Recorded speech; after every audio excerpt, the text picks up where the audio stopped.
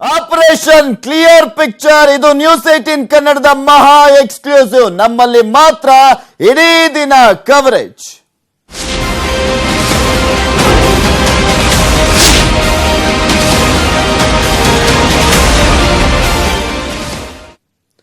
S, ಇಲ್ಲಿ ಪ್ರಮುಖವಾಗಿ BJP ಪಾಳೆಯದಿಂದ operation ಕಮಲದ ಗುಮ್ಮ ಪದೇ ಪದೇ ಕೇಳಿ ಬರ್ತಾನೆ ಇದೆ.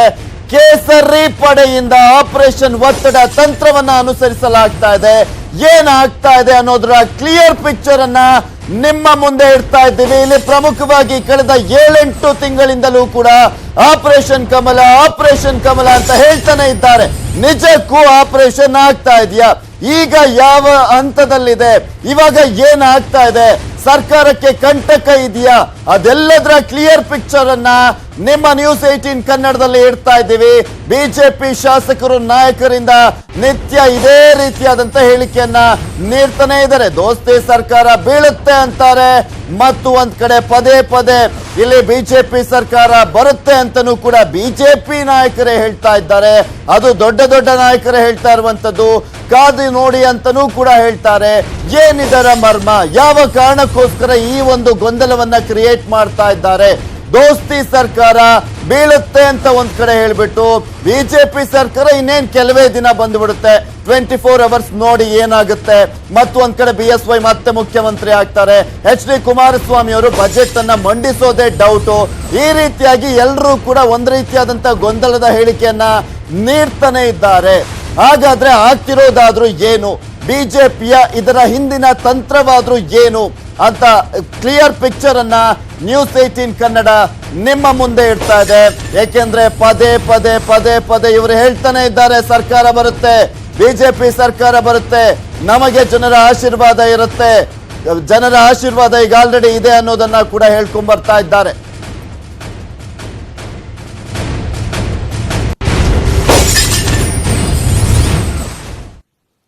ಎಸ್, ದೋಸ್ತಿ ಸರ್ಕಾರ ಬೀಳುತ್ತೆ ಅಂತಾರೆ, ಬಿಜೆಪಿ ಸರ್ಕಾರ ಬರುತ್ತೆ ಅಂತಾರೆ. ಕಾದ್ ನೋಡಿ ಅಂತಾರೆ. ಗೊಂದಲದ ಹೇಳಿಕೆಗಳನ್ನ ನೀಡ್ತಾನೆ ಇದ್ದಾರೆ ಬಿಜೆಪಿ ನಾಯಕರು. ಈಗಾಗಲೇ ಕರ್ನಾಟಕ ರಾಜ್ಯ ಜನ ಈ ಮೈತ್ರಿ ಸರ್ಕಾರಕ್ಕೆ ಬಹುಮತ ಇಲ್ಲ ಅಂತ ತೀರ್ಮಾನ ಆಗಿರೋದು ಸ್ಪಷ್ಟ ಆಗಿದೆ. ಕಾಂಗ್ರೆಸ್ ಶಾಸಕಾಂಗ ಪಕ್ಷಕ್ಕೆ ಯಾರು ಬರಲ್ಲ ಅವ್ರ ಬಗ್ಗೆ ಕಠಿಣ ಕ್ರಮ ತಗೋತೀವಿ ಅಂತಂದ್ರು. 4 ಜನ ಸಭೆಗೆ ಬರಲಿಲ್ಲ, ಒಬ್ರು ಬಸ್ ಹತ್ಕೊಂಡಿದೆ ಓಡಿದ್ರು. ಇವತ್ತಿನ ತನಕ ಈ ಕಠಿಣ ಕ್ರಮ ತಗೊಂಡಿಲ್ಲ. ರೆಸಾರ್ಟಲ್ಲಿ ಕೊಲೆ ಒಂದು ಪುಣ್ಯಕ್ಕೆ ಆಗಲಿಲ್ಲ, ಕೊಲೆ ಪ್ರಯತ್ನ ಪೂರ್ಣ ನಡೀತು. ಸ್ವತಃ ಮುಖ್ಯಮಂತ್ರಿಗಳು ನಾನು ಯಾವ ರಾಜೀನಾಮೆ ಕೊಡಬೇಕು ಅನ್ನೋದನ್ನ ಕಾಯ್ತಾ ಇದ್ದಾರೆ. ನಾನು 2nd ಗ್ರೇಡ್ ಸಿಟಿಸನ್ ಆಗಿಬಿಟ್ಟಿದ್ದೀನಿ ಕಾಂಗ್ರೆಸ್ನವರಿಂದ ಅನ್ನೋಂಥ ಮಾತನ್ನ ಮುಖ್ಯಮಂತ್ರಿ ಕುಮಾರಸ್ವಾಮಿಗಳೇ ಹೇಳ್ತಾ ಇದ್ದಾರೆ. ಹೀಗಾಗಿ ಆಗಬೇಕು, ಯಾವ ದಿನ ನಾವು ಯಾವ ಹೋರಾಟ ಮಾಡಬೇಕು, ಪ್ರತಿಭಟನೆ ಮಾಡಬೇಕು, ಇದರ ಬಗ್ಗೆ ಸವಿಸ್ತಾರವಾಗಿ ನಮ್ಮೆಲ್ಲ ಪ್ರಮುಖರ ಜೊತೆ ಇಷ್ಟೊತ್ತು ಯಡಿಯೂರಪ್ಪನವರು ಚರ್ಚೆ ಮಾಡಿದ್ದಾರೆ. ನಾವ್ಯಾರು ಬಡ್ಜೆಟ್ ಮಂಡನೆ ಮಾಡೋದಕ್ಕೆ ನಾವೇನು ವಿರೋಧ ಮಾಡಲ್ಲ. ನಮಗೆ ಕಾಂಗ್ರೆಸ್ ಅವ್ರು ಡೌಟ್ ಬೀಳ್ತಾ ಇರೋದು, ಬಿಜೆಪಿ ಎಲ್ಲ ಡೌಟ್ ಬೀಳೋದು, ಕಾಂಗ್ರೆಸ್ ಅವ್ರು ಡೌಟ್ ಬೀಳ್ತಾ ಇರೋದು ಈ ಬಡ್ಜೆಟ್ ಆತತೋ ಇಲ್ಲೋ ಅಂತ. ಈ ಬಡ್ಜೆಟ್ ಅಧಿವೇಶನ ವಿಶೇಷ ಅಧಿವೇಶನ ಪೊಲಿಟಿಕಲಿ ಮತ್ತು ರಾಜ್ಯದ ಜನಗಳ ದೃಷ್ಟಿಯಿಂದನೂ ಕೂಡ ಜನ ನಿರೀಕ್ಷೆ ಮಾಡ್ತಾ ಇದ್ದಾರೆ. ಇಂಥ ಸಂದರ್ಭದಲ್ಲಿ ನಾವು ಈ ಬಡ್ಜೆಟ್ ಅಧಿವೇಶನವನ್ನು ಯಾವ ರೀತಿ ಸವಾಲಾಗಿ ಸ್ವೀಕಾರ ಮಾಡಿ ಅಲ್ಲಿ ಏನು ಚರ್ಚೆ ಆಗಬೇಕು, ಯಾವ ದಿನ ನಾವು ಯಾವ ಹೋರಾಟ ಮಾಡಬೇಕು, ಪ್ರತಿಭಟನೆ ಮಾಡಬೇಕು, ಇದರ ಬಗ್ಗೆ ಸವಿಸ್ತಾರವಾಗಿ ನಮ್ಮೆಲ್ಲ ಪ್ರಮುಖರ ಜೊತೆ ಇಷ್ಟೊತ್ತು ಯಡಿಯೂರಪ್ಪನವರು ಚರ್ಚೆ ಮಾಡಿದ್ದಾರೆ. ಕಳೆದ ಕೆಲ ದಿನಗಳಿಂದಲೂ ಕೂಡ ಇದನ್ನೇ ಜಪ ಮಾಡ್ತಾ ಇದ್ದಾರೆ ಬಿಜೆಪಿ ನಾಯಕರು. ಮೊನ್ನೆ ಏನೆಲ್ಲ ಹೇಳಿದ್ರು ಅಂತ ನೋಡ್ಕೊಂಡ್ಬರೋಣ. ಬಡ್ಜೆಟ್ ಮಂಡನೆ ಮಾಡ್ತಾರಾ ಇಲ್ಲ ಅನ್ನೋದು ನಮ್ಗೆಲ್ಲರಿಗೂ ಡೌಟೇ. ನಾವಂತೂ ಸರ್ಕಾರವನ್ನ ಬೀಳಿಸುವಂತ ಪ್ರಯತ್ನವನ್ನ ನಾವು ಮಾಡಲ್ಲ. ಅವರವರ ಕೋಟೆಯೊಳಗೆ ಅವರವರ ಸೈನಿಕರೇ ಅವರ ವಿರುದ್ಧವಾಗಿ ಕಾರ್ಯಾಚರಣೆ ಮಾಡ್ತಾ ಇದ್ದಾಗ ಅವರ ಸೋಲು ಕಟ್ಟಿಟ್ಟ ಬುತ್ತಿ. ಆದ ಕಾರಣ ಅದಕ್ಕೆ ಬಿಜೆಪಿಯವರು ಜವಾಬ್ದಾರರಲ್ಲ. ಬಿಜೆಪಿ ಅಂತದ್ದು ಸರ್ಕಾರ ಬರಬೇಕು ಅಂತ ಹೇಳಿ ಅಪೇಕ್ಷೆ ಬೇರೆ ಶಾಸಕರಿಗೂ ಇದ್ರೆ ನಾವು ಅದಕ್ಕೆ ಏನು ಮಾಡೋಕ್ಕಾಗಲ್ಲ. ಅನಿವಾರ್ಯವಾಗಿ ನಾವು ಜವಾಬ್ದಾರಿ ಹೊತ್ಕೊಳ್ಳೇಬೇಕಾಗುತ್ತೆ. ಮುಂದಿನ ದಿನಮಾನಗಳಲ್ಲಿ ಭಾರತೀಯ ಜನತಾ ಪಕ್ಷ ಸರ್ಕಾರ ಮಾಡ್ತೈತೆ ಇಲ್ಲ ಅನ್ನುವಂಥದ್ದನ್ನ ನಾನು ಒಂದೇ ಮಾತನ್ನು ಹೇಳ್ತೇನೆ.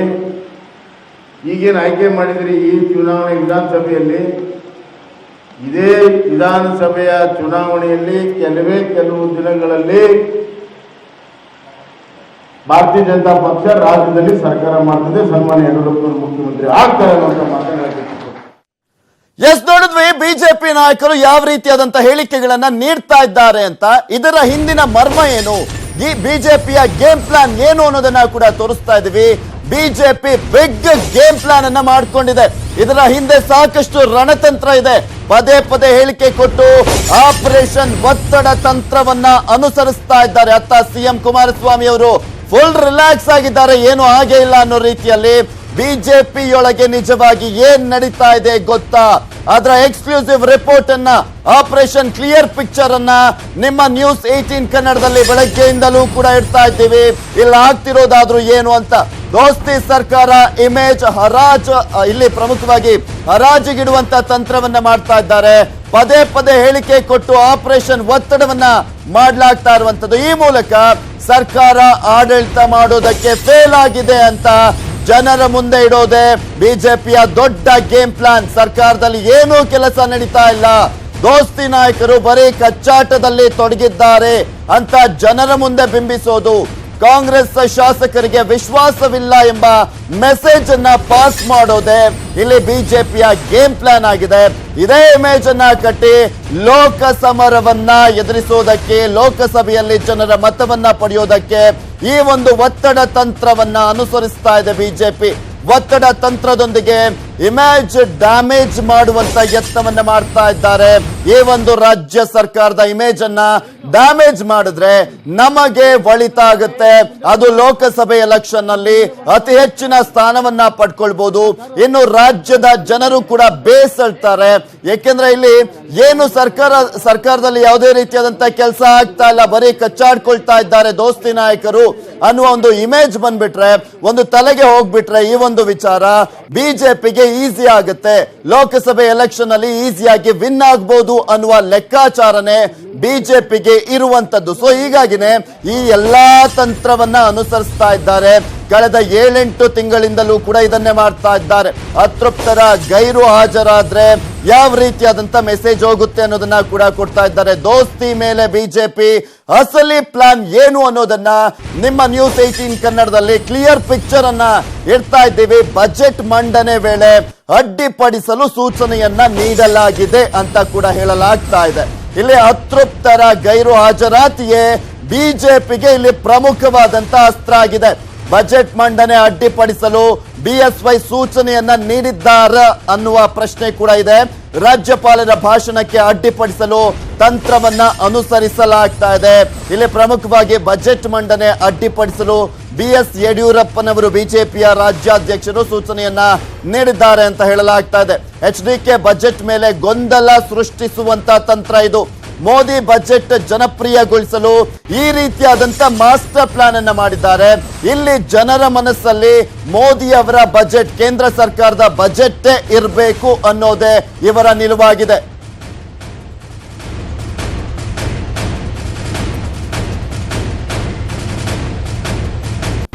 ಇದೆಲ್ಲದರ ಬಗ್ಗೆ ಸಂಪೂರ್ಣವಾದಂತ ಮಾಹಿತಿಯನ್ನ ನೀಡ್ತಾರೆ ನಮ್ಮ ಪ್ರತಿನಿಧಿ ಚಿದಾನಂದ್ ಪಟೇಲ್. ನ್ಯೂಸ್ ಡೆಸ್ಕ್ ನಿಂದ ನೇರ ಸಂಪರ್ಕದಲ್ಲಿ ಜಾಯ್ನ್ ಆಗ್ತಾ ಇದ್ದಾರೆ.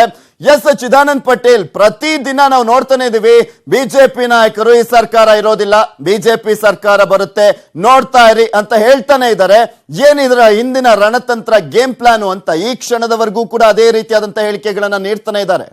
ಪೃಥ್ವಿರಾಜ್, ನಾಳೆಯಿಂದ ಫೆಬ್ರವರಿ 15ರವರೆಗೆ ರಾಜ್ಯ ಬಜೆಟ್ ಅಧಿವೇಶನ ನಡೆದಿದೆ. ನಾಳೆ ರಾಜ್ಯದ ರಾಜ್ಯಪಾಲರು ಜಂಟಿ ಅಧಿವೇಶನ ಉದ್ದೇಶಿಸಿ ನಾಳೆ ವಿಧಾನಸೌಧದಲ್ಲಿ 11 ಗಂಟೆಗೆ ವಿಧಾನಸಭೆಯಲ್ಲಿ ಮಾತನಾಡಲಿದ್ದಾರೆ. ಇದೀಗ ಸರ್ಕಾರದ ಸಾಧನೆಗಳನ್ನು ರಾಜ್ಯಪಾಲರು ಸರ್ಕಾರವೇ ಬರೆದುಕೊಟ್ಟಂಥ ಹಿಂದಿ ಪ್ರತಿಯಲ್ಲಿ ರಾಜ್ಯಪಾಲರು ಆ ಭಾಷಣ ಪ್ರತಿಯನ್ನು ಓದಲಿದ್ದಾರೆ. ಈ ಹಿಂದೆ ಕೂಡ ಸಿದ್ದರಾಮಯ್ಯ ಸರ್ಕಾರದಲ್ಲಿ ರಾಜ್ಯಪಾಲರ ಭಾಷಣಕ್ಕೆ ಬಿಜೆಪಿಯರು ಇದುವರೆಗೂ ಕೂಡ ಅಡ್ಡಿಪಡಿಸಿರಲಿಲ್ಲ. ಯಾಕಂತ ಹೇಳಿದ್ರೆ ರಾಜ್ಯಪಾಲರು ಬಿಜೆಪಿ ಏನು ನೇಮಿಸಿದಂಥ ರಾಜ್ಯಪಾಲರಾಗಿದ್ದರಿಂದ ಅಂದರೆ ವಜುಭಾಯಿ ವಾಲಾರವರು ಇದ್ದಂಥ ಸಂದರ್ಭದಲ್ಲಿ ಯಾವುದೇ ರೀತಿಯ ವಿರೋಧವನ್ನು ಕೂಡ ಮಾಡಿರಲಿಲ್ಲ. ಹಾಗಾಗಿ ರಾಜ್ಯಪಾಲರ ಭಾಷಣ ಮುಗಿದ ಬಳಿಕ ಸರ್ಕಾರವನ್ನು ತೆರಟೆಗೆ ತೆಗೆದುಕೊಳ್ಳೋದು, ಆ ಮುಖಾಂತರ ಸರ್ಕಾರ ಏನೂ ಮಾಡಿಲ್ಲ, ರಾಜ್ಯಪಾಲರ ಬಳಿ ಸುಳ್ಳು ಭಾಷಣವನ್ನ ಬರೆದುಕೊಟ್ಟ ಭಾಷಣವನ್ನ ಓದಿಸಿದ್ದಾರೆ ಅಂತ ಹೇಳಿ ಅಡ್ಡಿಪಡಿಸುವಂಥದ್ದು. ನಂತರ ಪ್ರಮುಖವಾಗಿ ರಾಜ್ಯ ಬಜೆಟ್ ಬಗ್ಗೆ ಎಲ್ಲರ ಚಿತ್ತವಾಗಿರುವಂಥದ್ದು.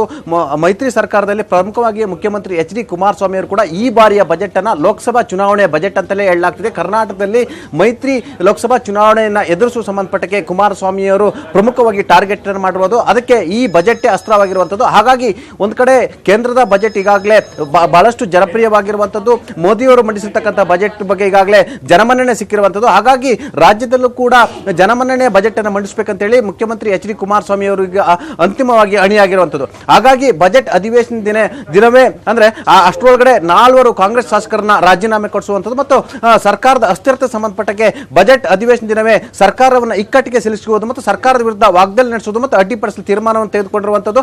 ಆ ಮುಖಾಂತರ ಕುಮಾರಸ್ವಾಮಿಯವರ ಬಜೆಟ್ ಭಾಷಣಕ್ಕಿಂತಲೂ ಕುಮಾರಸ್ವಾಮಿಯವರ ಬಜೆಟ್ ಮಂಡನೆಗಿಂತಲೂ ಸರ್ಕಾರದ ಅಸ್ಥಿರತೆ ಮತ್ತು ಬಿಜೆಪಿ ಹೋರಾಟವೇ ದೊಡ್ಡ ಮಟ್ಟದ ಸುದ್ದಿ ಆಗುವ ರೀತಿ ನೋಡಿಕೊಳ್ಳುವಂಥದ್ದು ಮತ್ತು ಪ್ರಧಾನಿ ನರೇಂದ್ರ ಮೋದಿಯವರ ಅಂದ್ರೆ ಬಿಜೆಪಿಯ ಕೇಂದ್ರದ ಬಜೆಟ್ ಅನ್ನ ಯಾವುದೇ ಕಾರಣಕ್ಕೂ ಗೌಣ ಆಗದಂತೆ ನೋಡಿಕೊಳ್ಳುವುದು ಇದರ ಪ್ರತಿತಂತ್ರದ ರೂಪವಾಗಿದೆ ಅಂತ ಹೇಳಲಾಗ್ತದೆ. ಒಟ್ಟಿನಲ್ಲಿ ಬಿಜೆಪಿ ಒಂದ್ ಕಡೆ ಈಗ ಆಪರೇಷನ್ ಕಮಲ ವಿಫಲ ಆಗಿರುವಂಥದ್ದು, ಆ ಕಾರಣಕ್ಕಾಗಿ ಅವಿಶ್ವಾಸ ನಿರ್ಣಯವನ್ನು ಕೂಡ ಕೈಬಿಟ್ಟಿರುವಂಥದ್ದು. ಈ ಎಲ್ಲದರ ನಡುವೆ ಕೂಡ ಹಂತವಾಗಿ ಆಪರೇಷನ್ ಕಮಲಕ್ಕೆ ಮುಂದಾಗಿರುವ ಬಿಜೆಪಿ ಈಗಾಗಲೇ ಸ್ಪೀಕರ್ ಅವರು ಒಂದು ವೇಳೆ ರಾಜೀನಾಮೆ ಕೊಟ್ಟಂತ ಶಾಸಕರ ರಾಜೀನಾಮೆ ಅಂಗೀಕಾರ ಆಗದಿದ್ರೆ ಮುಂದೇನು ಎಂಬ ಚಿಂತೆಯಲ್ಲಿ ತೊಡಗಿದ್ದಾರೆ. ಅಲ್ಲದೆ ಸ್ಪೀಕರ್ ಅವರು ರಾಜೀನಾಮೆ ಅಂಗೀಕಾರ ಆಗುವವರೆಗೂ ಕೂಡ ಕಾಯುವ ಕೆಲಸಕ್ಕೂ ಕೂಡ ಮುಂದಾಗಿರುವಂತಹ ಬಿಜೆಪಿ ಹಂತವಾಗಿ ಕೈ ಶಾಸಕರ ರಾಜೀನಾಮೆಗೆ ಮುಂದಾಗಿರುವಂಥದ್ದು. ಆ ಮುಖಾಂತರ ಲೋಕಸಭೆ ಚುನಾವಣೆ ಒಳಗಡೆ ಸರ್ಕಾರ ರಚನೆ ಮಾಡಬೇಕೆಂಬುದು ಕೂಡ ಅವರ ಇರಾದೆ ಆಗಿರುವಂಥದ್ದು. ಒಟ್ಟಿನಲ್ಲಿ ಬಿಜೆಪಿ ಸದ್ಯಕ್ಕೆ ಆಪರೇಷನ್ ಕಮಲ ವಿಫಲವಾಗಿರುವುದು ಅದಕ್ಕೆ ಭಯ ಅಂತಲೇ ಅಂದ್ರೆ ಈ ಜನರ ಮನಸ್ಸಲ್ಲಿ, ರಾಜ್ಯದ ಜನರ ಮನಸ್ಸಲ್ಲಿ ಮೋದಿ ಅವರೇ ಬೆಸ್ಟ್ ಅಪ್ಪ, ಈ ಸರ್ಕಾರ ಸಮ್ಮಿಶ್ರ ಸರ್ಕಾರ ಬಂದ್ರೆ ಯಾವಾಗ್ಲೂ ಇದೆ, ಕಚ್ಚಾಡ್ಕೊಂಡೇ ಸಾಯ್ತಾ ಇರ್ತಾರೆ, ಯಾವುದೇ ರೀತಿಯಾದಂತ ಅಭಿವೃದ್ಧಿ ಆಗಲ್ಲ, ಸೊ ನಮಗೆ ಈ ಸಮ್ಮಿಶ್ರ ಸರ್ಕಾರನೇ ಬೇಡವೇ ಬೇಡ, ಬಿಜೆಪಿಗೆ ವೋಟ್ ಹಾಕ್ಬಿಡೋಣ ಅನ್ನೋ ಮನಸ್ಥಿತಿ ಬರುವ ರೀತಿಯಲ್ಲಿ ಬಿಜೆಪಿ ನಾಯಕರು ಮಾಡ್ತಾ ಇದ್ದಾರೆ.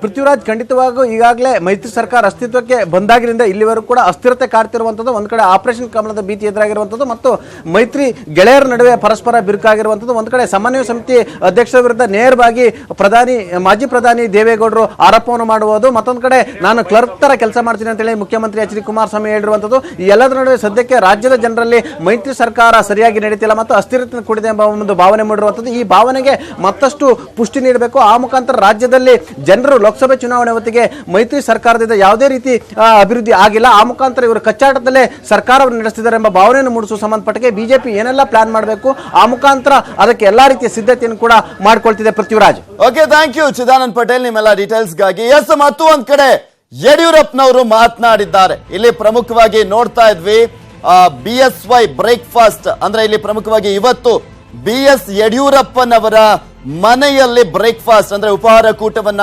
ಏರ್ಪಡಿಸಲಾಗಿತ್ತು. ಈ ಒಂದು ಸಂದರ್ಭದಲ್ಲಿ ಬಿಜೆಪಿಯ ಎಲ್ಲ ಗಣ್ಯ ಅಂದ್ರೆ ದೊಡ್ಡ ಶಾಸಕರು, ಅಂದ್ರೆ ಇಲ್ಲಿ ಪ್ರಮುಖವಾಗಿ ಗಣ್ಯ ಶಾಸಕರೆಲ್ಲರೂ ಕೂಡ ಹಾಜರಾಗಿದ್ರು. ನಂತರ ಚರ್ಚೆಯನ್ನ ಕೂಡ ಮಾಡಲಾಯಿತು. ಅದಾದ್ಮೇಲೆ ಮತ್ತೊಂದು ವಿಂಡೋದಲ್ಲಿ ನೋಡ್ತಾ ಇದೀವಿ, ಅದು ಬಿಜೆಪಿಯ ಬೆಳವಣಿಗೆ. ಆದ್ರೆ ಕಾಂಗ್ರೆಸ್ನಲ್ಲೂ ಕೂಡ ಸಾಕಷ್ಟು ಬೆಳವಣಿಗೆಗಳು ಆಗ್ತಾ ಇದ್ವು. ಇವತ್ತು ಸಿದ್ದು ಅವರ ಮನೆಯಲ್ಲೂ ಕೂಡ ಉಪಹಾರ ಕೂಟವನ್ನ ಏರ್ಪಡಿಸಲಾಗಿತ್ತು.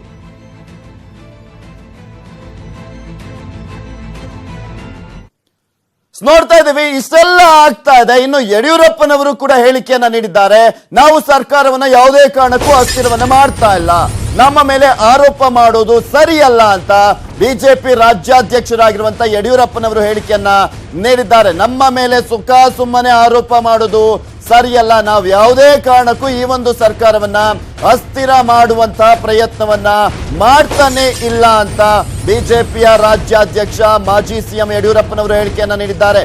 ಮೊದಲು ಅವರ ಶಾಸಕರನ್ನ ಭದ್ರ ಮಾಡಿಕೊಳ್ಳಿ, ನಮ್ಮ ಮೇಲೆ ಆರೋಪವನ್ನ ಮಾಡೋದು ಸರಿಯಲ್ಲ ಅಂತ ಯಡಿಯೂರಪ್ಪನವರು ಹೇಳಿಕೆಯನ್ನ ನೀಡ್ತಾ ಇದ್ದಾರೆ. ಅವರದ್ದೇ ಪಕ್ಷದ ನಾಯಕರು ಈ ಸರ್ಕಾರ ಇರೋದಿಲ್ಲ, ಬಿದ್ದೋಗುತ್ತೆ, ಕುಮಾರಸ್ವಾಮಿ ಅವರು ಬಜೆಟ್ ಮಂಡಿಸೋದಿಲ್ಲ ಅಂತೆಲ್ಲ ಹೇಳ್ತಾ ಇದ್ರೆ, ಮತ್ತು ಒಂದ್ ಕಡೆ ಯಡಿಯೂರಪ್ಪನವರು ನಾವು ಯಾವುದೇ ರೀತಿಯಾದಂತಹ ಸರ್ಕಾರವನ್ನ ಅಸ್ಥಿರ ಮಾಡುವಂತ ಪ್ರಯತ್ನವನ್ನ ಮಾಡ್ತಾ ಇಲ್ಲ ಅಂತ ಹೇಳಿಕೆಯನ್ನ ನೀಡಿದ್ದಾರೆ. ಬಿಜೆಪಿ ಆಫೀಸಲ್ಲಿ ಭಾರತೀಯ ಜನತಾ ಪಾರ್ಟಿ ಎಲ್ಲ ಶಾಸಕಾಂಗ ಪಕ್ಷದ ಸಭೆ ಇದೆ. ಡೆಲ್ಲಿಯಿಂದ ನಮ್ಮ ರಾಮ್ಲಾಲ್ ಜಿ ಆಗಲೇ ಬಂದಿದ್ದಾರೆ. ಅವರು ಸಹ ಸಭೆಯಲ್ಲಿ ಶಾಸಕರನ್ನು ಉದ್ದೇಶಿಸಿ ಮಾತನಾಡ್ತಾರೆ. ಇವತ್ತು ಬೆಳಗ್ಗೆಯಿಂದ ಒಂದು 25 ಜನ ಪ್ರಮುಖ ಶಾಸಕರನ್ನ ಕರೆಸ್ಕೊಂಡು ಬರುವಂಥ 3-4 ದಿವಸ ನಮ್ಮ ಸ್ಟ್ರಾಟಜಿ ಏನಿರಬೇಕು ವಿಧಾನಸಭೆ ಒಳಗಡೆ ಈ ಬಗ್ಗೆ ಚರ್ಚೆಗಳಾಯಿತು. ಇವತ್ತು ಮತ್ತೊಮ್ಮೆ ಶಾಸಕಾಂಗ ಪಕ್ಷ ಸಭೆಯಲ್ಲಿ ಚರ್ಚೆ ಮಾಡಿ ಎಲ್ಲ ಒಂದು ನಮ್ಮ ಮುಂದಿನ ನಿಲುವು ಇರಬೇಕು ಅನ್ನೋದ್ರ ಬಗ್ಗೆ ಚರ್ಚೆ ಮಾಡಿ ತೀರ್ಮಾನ ತಗೊಳ್ಬೇಕು ಅಂತೇಳಿ ಎಲ್ಲ ಮುಖಂಡಗಳ ಜೊತೆ ಚರ್ಚೆ ಮಾಡಿ ತೀರ್ಮಾನ ತಗೊಂಡಿದ್ದೇವೆ. ಸೊ ಇವತ್ತು 3:30 4 ಗಂಟೆಗೆ ಬಾಲು ಶಾಸಕಾಂಗ ಪಕ್ಷ ಸಭೆ. ದೇವೇಗೌಡರು ಈ ದೇಶದ ಮಾಜಿ ಪ್ರಧಾನಿಗಳು. ನಿಮ್ಮ ಶಾಸಕರನ್ನ ಗಟ್ಟಿಯಾಗಿ ನಿಮ್ಮ ಜೊತೆಗೆ ಇಟ್ಕೊಂಡ್ರೆ ಕಾಂಗ್ರೆಸ್ JDSನವರು ನಾವು ಬೀಳಿಸೋ ಪ್ರಶ್ನೆಯಲ್ಲಿ ಬರುತ್ತೆ. ಅನಗತ್ಯವಾಗಿ ನಿಮ್ಮನೆ ನೋಡ್ತಾ ಇದೀವಿ ರಾಜ್ಯ ರಾಜಕೀಯದಲ್ಲಿ ಏನೆಲ್ಲ ಬೆಳವಣಿಗೆಗಳು ಆಗ್ತಾ ಇದೆ ಅನ್ನೋದ್ರ ಎಕ್ಸ್ಕ್ಲೂಸಿವ್ ಆದಂತ ಮಾಹಿತಿಯ ಜೊತೆಗೆ ಆಪರೇಷನ್ ಕ್ಲಿಯರ್ ಪಿಕ್ಚರ್ ಅನ್ನ ನಿಮ್ಮ ನ್ಯೂಸ್ 18 ಕನ್ನಡ ನಿಮ್ಮ ಮುಂದೆ ಇಡ್ತಾ ಇದೆ. ಪಕ್ಕಾ ಡೀಟೇಲ್ಸ್ ಏನ್ ಆಗ್ತಾ ಇದೆ, ನಿಜಕ್ಕೂ ಬಿಜೆಪಿಯಲ್ಲಿ ಏನ್ ಡೆವಲಪ್ಮೆಂಟ್ಸ್, ಕಾಂಗ್ರೆಸ್ ನಲ್ಲಿ ಏನು, JDS ನಲ್ಲಿ ಏನ್ ಆಗ್ತಾ ಇದೆ ಅನ್ನೋದ್ರ ಕುರಿತಾದ ಎಕ್ಸ್ಕ್ಲೂಸಿವ್ ಆದಂತ ಮಾಹಿತಿಯನ್ನ ನಿಮ್ಮ ಮುಂದೆ ಇಡ್ತಾ ಇದೀವಿ. ಇಷ್ಟೆಲ್ಲ ಆಗ್ತಾ ಇದೆ ಬಿಜೆಪಿಯಲ್ಲಿ. ಮತ್ತು ಒಂದ್ ಕಡೆ ಬಜೆಟ್ ಸಿದ್ಧತೆಯಲ್ಲಿ ಸಿಎಂ ಕುಮಾರಸ್ವಾಮಿ ಅವರು ಫುಲ್ ಬ್ಯುಸಿ ಆಗಿದ್ದಾರೆ. ಏನು ಆಗೇ ಇಲ್ಲ ಅಂತ ಎಲ್ಲಾ ರೀತಿಯಾದಂತ ಸಿದ್ಧತೆಯನ್ನ, ಜನಪ್ರಿಯವಾದಂತ ಬಜೆಟ್ ಅನ್ನ ಮಂಡಿಸೋದಕ್ಕೆ ಮುಂದಾಗಿದ್ದಾರೆ. ಇನ್ನು ಮತ್ತು ಒಂದ್ ಕಡೆ ಮಾಜಿ ಸಿಎಂ ಆಗಿರುವಂತಹ ಸಿದ್ದರಾಮಯ್ಯನವರು ಕೂಡ ಫುಲ್ ಕೂಲ್ ಆಗಿದ್ದಾರೆ. ನೋ ಟೆನ್ಷನ್ ಅನ್ನೋ ರೀತಿಯಲ್ಲಿ ಅವರು ಕೂಡ ಇರುವಂತದ್ದು. ಯಾಕೆಂದ್ರೆ ಯಾವುದೇ ರೀತಿಯಾದಂತಹ ಭಯ ಇಲ್ಲ. ಬಿಜೆಪಿ ಸಂಪರ್ಕದಲ್ಲಿ ಇದ್ದಂತಹ ಎಲ್ಲಾ ಶಾಸಕರನ್ನು ಕೂಡ ಮನವೊಲಿಸಲಾಗಿದ್ದಾರೆ. ಇಲ್ಲಿ ಸಿಎಂ HDK ಫುಲ್ ಕೂಲ್ ಆಗಿರುವಂತಹ ಹಿನ್ನೆಲೆ ಏನು ಅಂತ ನೋಡೋದಾದ್ರೆ ಅವರಿಗೂ ಗೊತ್ತು ಯಾವುದೇ ರೀತಿಯಾದಂತ ಶಾಸಕರು ಬಿಜೆಪಿಯ ಜೊತೆ ಹೋಗಿ ರಾಜೀನಾಮೆಯನ್ನ ಕೊಡೋದಿಲ್ಲ ಅಂತ. ಸಮ್ಮಿಶ್ರ ಸರ್ಕಾರವನ್ನ ಬೀಳಿಸಲು ಬೇಕಾದಂತ ಶಾಸಕರ ಸಂಖ್ಯೆ ಅವರ ಬಳಿ ಇಲ್ಲ ಅನ್ನೋದು ಅವರಿಗೆ ಚೆನ್ನಾಗಿ ಗೊತ್ತಿದೆ. ಸೊ ಹೀಗಾಗಿನೇ ಅವರು ಫುಲ್ ಟೆನ್ಷನ್ ಫ್ರೀ ಆಗಿದ್ದಾರೆ. ಬಿಜೆಪಿ ಸಂಪರ್ಕದಲ್ಲಿದ್ದಂತ ಶಾಸಕರ ಮನವೊಲಿಸಿದ್ದಾರೆ. ಮಾಜಿ ಸಿಎಂ ಆಗಿರುವಂತಹ ಸಿದ್ದರಾಮಯ್ಯನವರು, ಒಲಗೇರಿ ಹಾಗೆ ಬಸವನಗೌಡ ದದ್ದಲ್ ಅವರಿಬ್ಬರು ಅಂದ್ರೆ ಆ ಶಾಸಕರನ್ನ ಕೂಡ ಮನವೊಲಿಸಲಾಗಿದೆ. ಇನ್ನು ಪ್ರತಾಪ್ ಗೌಡ ಪಾಟೀಲ್ ಅವರನ್ನು ಕೂಡ ಮನವೊಲಿಸಲಾಗಿದೆ. ಅತೃಪ್ತ ಶಾಸಕರ ಮನವೊಲಿಸುವಂತ ಕಾರ್ಯವನ್ನ ಸ್ವತಃ ಸಿದ್ದರಾಮಯ್ಯನವರು ಮಾಡಿದ್ದಾರೆ. ಮುಂದಿನ ದಿನದಲ್ಲಿ ಎಲ್ರಿಗೂ ಕೂಡ ಒಳ್ಳೆಯದಾಗುತ್ತೆ. ಪಕ್ಷವನ್ನ ತೊರಿಬೇಡಿ, ಮುಂದಿನ ದಿನದಲ್ಲಿ ನಿಮಗೂ ಕೂಡ ಸುವರ್ಣಾವಕಾಶ ಸಿಗತ್ತೆ. ಸೊ ಯಾವುದೇ ರೀತಿಯಾದಂತ ದುಡುಕಿನಿಂದ ನಿರ್ಧಾರವನ್ನ ಕೈಗೊಳ್ಳಬೇಡಿ ಅಂತ ಸೂಚನೆಯನ್ನ ನೀಡಿದ್ದಾರೆ.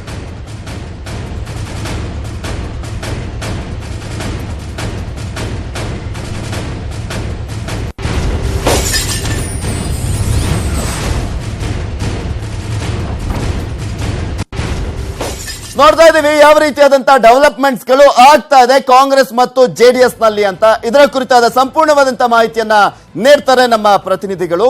ಜನಾರ್ದನ್ ಹೆಬ್ಬಾರ್ ಹಾಗೂ ಶ್ರೀನಿವಾಸ್ ಅಳಕಟ್ಟಿ ನೇರ ಸಂಪರ್ಕದಲ್ಲಿ ಜಾಯ್ನ್ ಆಗ್ತಾ ಇದ್ದಾರೆ. ಮೊದಲನೇದಾಗಿ ಜನಾರ್ದನ್ ಹೆಬ್ಬಾರ್, ಇಲ್ಲಿ ಪ್ರಮುಖವಾಗಿ ಬಿಜೆಪಿಯಲ್ಲಿ ಸಾಕಷ್ಟು ಡೆವಲಪ್ಮೆಂಟ್ಸ್ ಗಳು ಆಗ್ತಾ ಇದ್ರು ಕೂಡ JDS ನ ನಾಯಕರೆಲ್ಲರೂ ಕೂಡ ಕೂಲ್ ಆಗಿದ್ದಾರೆ. ಅದರಲ್ಲೂ ಕುಮಾರಸ್ವಾಮಿ ಅವರು ಸಂಪೂರ್ಣವಾಗಿ ಟೆನ್ಷನ್ ಫ್ರೀ ಆಗಿದ್ದಾರೆ. ಇದರ ಹಿಂದಿನ ಮರ್ಮ ಏನು ಅಂತ?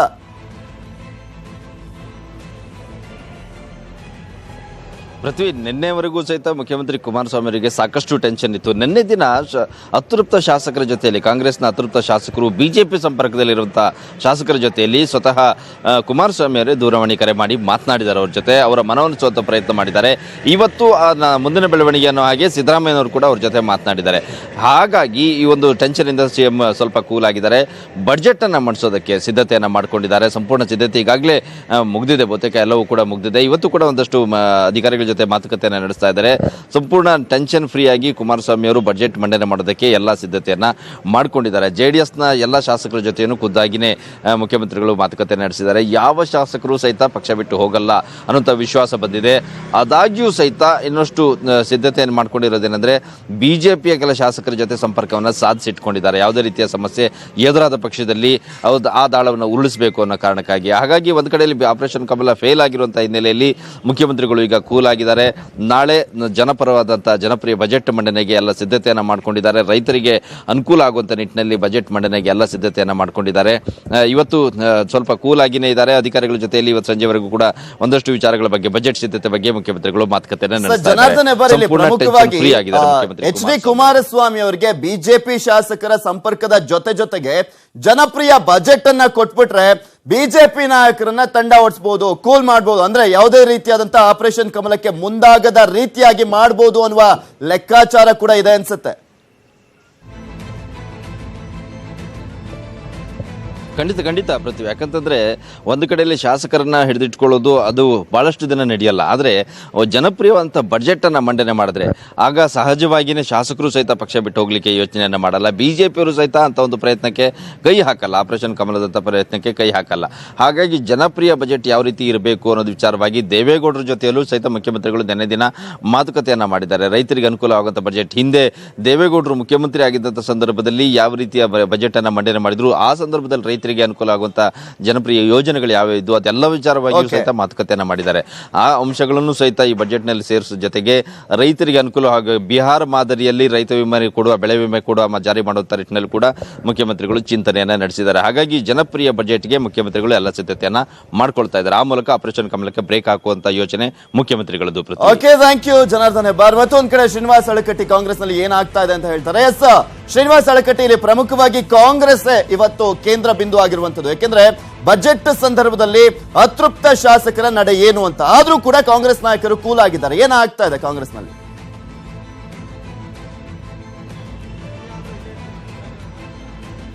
ಪೃಥ್ವಿರಾಜ್, ಏನು ಕಾಂಗ್ರೆಸ್ ಅತೃಪ್ತ ಶಾಸಕರ ಒಂದು ಭಯ ಇತ್ತು ಕಾಂಗ್ರೆಸ್ಗೆ, ಈಗ ಭಯ ಇಲ್ಲ. ಕಾಂಗ್ರೆಸ್ ಮುಖಂಡರೆಲ್ಲರೂ ಕೂಡ ನಿರಾಳರಾಗಿದ್ದಾರೆ ಅಂತಕ್ಕಂಥ ಮಾಹಿತಿ ಕೂಡ ಲಭ್ಯವಾಗ್ತಾ ಇದೆ. ಅದು ಬಿಜೆಪಿ ಸಂಪರ್ಕದಲ್ಲಿ ಇರ್ತಕ್ಕಂಥ 4 ಜನ ಒಂದು ಕಾಂಗ್ರೆಸ್ ಶಾಸಕರನ್ನ ಹೊರತುಪಡಿಸಿದ್ರೆ ಮತ್ಯಾವ ಶಾಸಕರು ಕೂಡ ಒಂದು ಬಿಜೆಪಿ ತೆಕ್ಕೆಗೆ ಹೋಗ್ತಾ ಇಲ್ಲ.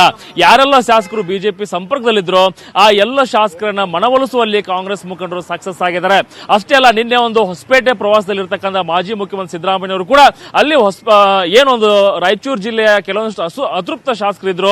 ಬಸನಗೌಡ ದದ್ದಲ್ ಆಗಿರ್ಬೋದು, ಮಸ್ಕಿ ಶಾಸಕ ಪ್ರತಾಪ್ ಗೌಡ ಪಾಟೀಲ್ ಆಗಿರ್ಬೋದು ಮತ್ತು ಹೊಲಗೇರಿ ಆಗಿರ್ಬೋದು, ಈ 3 ಜನ ಶಾಸಕರನ್ನ ಕರೆದು ಸಿದ್ದರಾಮಯ್ಯನವರು ಖುದ್ದು ಮಾತನಾಡಿದ್ದಾರೆ. ಅವರ ಮನವೊಲಿಸಲು ಕೂಡ ಸಕ್ಸಸ್ ಆಗಿದ್ದಾರೆ ಅಂತಕ್ಕಂಥದ್ದು. ಹೀಗಾಗಿ ಎಲ್ಲ ನಾಯಕರು ಕೂಡ ಒಂದು ಅತೃಪ್ತ ಶಾಸಕರ ಜೊತೆ ಸಂಪರ್ಕದಲ್ಲಿ ನಿರಂತರವಾಗಿ ಸಂಪರ್ಕದಲ್ಲಿದ್ದಾರೆ.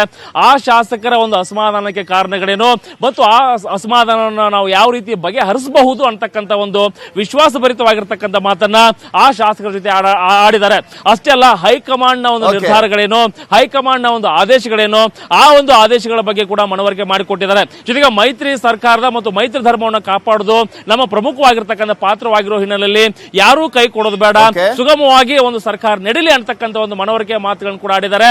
ನಾಯಕರ ಮನವರಿಕೆಗೆ ಎಲ್ಲ ಅತೃಪ್ತ ಶಾಸಕರು ಕೂಡ ಓಕೆ ಅಂದಿದ್ದಾರೆ. ಹೀಗಾಗಿ ನಾವು ಪಕ್ಷವನ್ನು ಬಿಡೋದಿಲ್ಲ, ಕಾಂಗ್ರೆಸ್ ನಲ್ಲೇ ಇರ್ತೀವಿ ಅಂತಕ್ಕಂಥ ಒಂದು ಮಾತನ್ನು ಕೂಡ ಆಡಿದ್ದಾರೆ ಅಂತಕ್ಕಂಥ ಮಾಹಿತಿ ಲಭ್ಯವಾಗಿದೆ. Prithviraj. Okay, thank you Srinivas Halakatti ನಿಮ್ಮೆಲ್ಲ ಡೀಟೇಲ್ಸ್ಗಾಗಿ.